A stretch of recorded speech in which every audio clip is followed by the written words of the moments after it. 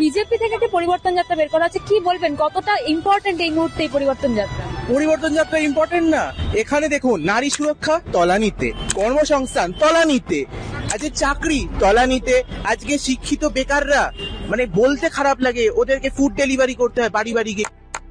কেন করবে তারা? তারা তো শিক্ষিত, তারা আমরা যেমন আজকে পড়াশোনা করছি এবং আমাদের অপেক্ষা মানে আকাঙ্ক্ষা কি থাকবে যে আমরা পরবর্তীকালে ভালো চাকরি করব, ভালো চাকরি করে আমাদের সুরক্ষা তো থাকবে। একদমই কোনো কিছুই আমরা পাচ্ছি না। একদম সেখানে কিছুই পাচ্ছি না। রাত 10টার পরে বাড়ি থেকে বেরোতে ভয় পাচ্ছি, রাত 8টা রাত 8টা চতুর্দিকেই মানে সমস্যা। এদিকে শিক্ষিত বেকার যুবকরা চতুর্দিকে ঘুরে বেড়াচ্ছে।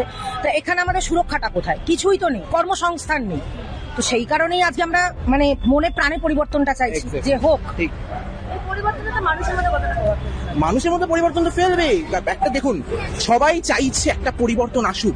এককালে বাংলা বলা হতো what Bengal things today India things tomorrow, আজকে হচ্ছে পুরো পশ্চিমবঙ্গ আজকে এমন জায়গায় পরিণত হয়েছে যে ইন্ডিয়া যে ভেবে নিচ্ছে আজকে সেটা 50 বছর থেকে 60 বছর লেগে যাবে সময় শুধু পশ্চিমবঙ্গকে সেটা ভাবার জন্য, আর ইমপ্লিমেন্ট তো নয় ছেড়ে দিলাম, ওটা তো হবে না। সেই জন্য আজকের দিনে দাঁড়িয়ে বিজেপি একমাত্র বিকল্প যে কিনা চাইবে আসলে সোনার পরিবর্তন, সোনার বাংলা যাতে আসে, সোনার বাংলা যাতে সত্যিকারে আজকের এই ভূমিতে দাঁড়িয়ে সেটা যাতে সম্পূর্ণ হয়, এটা একমাত্র বিজেপি করতে পারে, বিজেপি পারে, যদি দ্বারাই সম্ভব।